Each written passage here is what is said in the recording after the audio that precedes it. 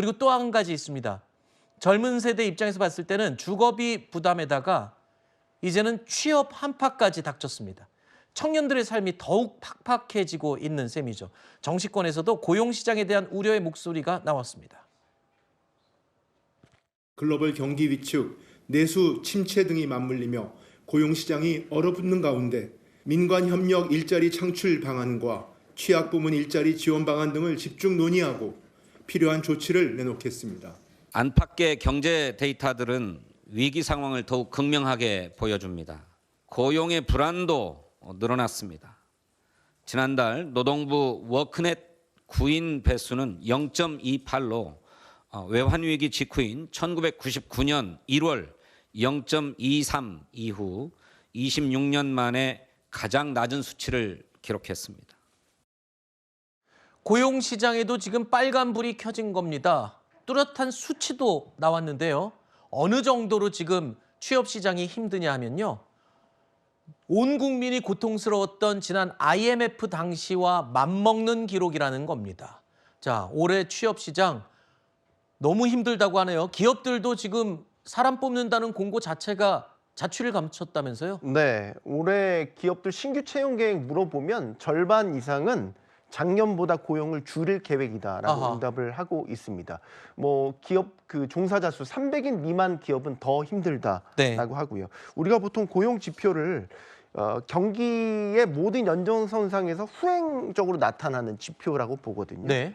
그러니까 지난 수년간 계속됐었던 고금리, 고환율, 고물가 이거에 따라서 우리가 경제 성장률 같은 것들도 지금 계속해서 떨어지고 있지 않습니까? 네. 이제 그 성장률이 떨어진 것의 그 결과값이 고용시장의 위축으로 나타나고 있다. 이렇게 보면 되고요. 지난해 연간으로 보면 신규 취업자 수가 줄어든 게 아니에요. 아, 그래요? 늘어났어요. 괜찮았어요. 근데 네. 작년 하반기부터 조금씩 고용에 문제가 생기기 시작을 했고 하반기 연말로 갈수록 점점 더 고용이 위축되는 현상들이 나타났고요. 그리고 전체 신규 일자리 수는 늘어나긴 했지만 그 안에 속속들이 들여다보면 예를 들어서 청년층 고용은 계속해서 감소세에 있었습니다. 아하. 그리고 우리가 소위 질이 좋은 일자리라고 하는 네. 그 질 좋은 일자리 수도 계속해서 줄어들고 있었고요. 네. 그러니까 우리가 겉에 전체 일자리 고용 규모만 보면 여태까지는 별 문제가 없었다고 보지만 그 안에 골마져 있었던 게 이제 터져나오기 시작했다. 이렇게 볼 수 있는 거고 네. 아까 기업들 말씀해 주셨는데 기업들 입장에서는 지금 고용을 공격적으로 할 수가 없어요. 기업들도 힘들죠. 대기업이 그 정도인데 중소기업들은 오죽하겠습니까? 그렇죠? 우리가 보통 고용을 우리나라에서 많이 하는 업종을 따진다면 건설업, 제조업 네. 이런 데서 많이 하거든요. 네. 작년에 일자리 수가 가장 많이 줄었던 게 건설업이랑 제조업이었습니다. 네. 그다음에 경기에 민감하게 작용하는 일자리 수가 서비스업, 아하. 서비스업도 마찬가지고요.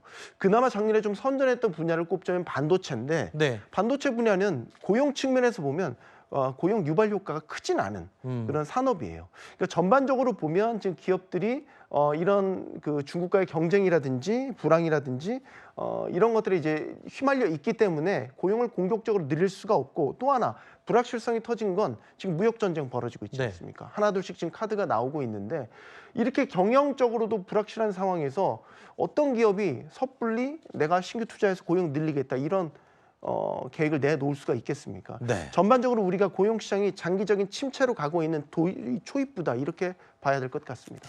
알겠습니다.